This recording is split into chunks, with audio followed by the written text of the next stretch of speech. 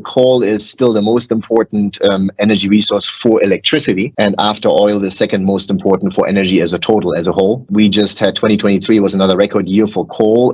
It's about 8.6 billion tons that we consumed and produced. Just to put things into perspective, if you think about the global world of materials or commodities that we consume or produce, I think it's roughly 100 billion tons that we are sort of either digging out or growing or using from our planet every year. And almost 10% of that is coal. So it's a very, very significant resource, commodity, next to iron ore. It's probably, it's one of those two main commodities, right?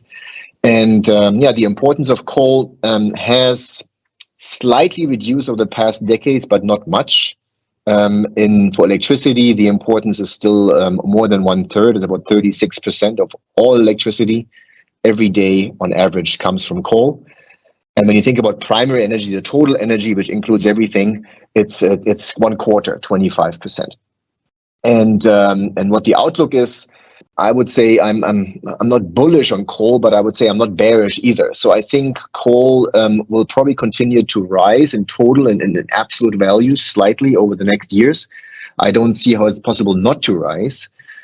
But of course, as newer resources come into the world and changing energy mixes, probably the relative importance of coal might slightly reduce over the next year. So that's my current projection.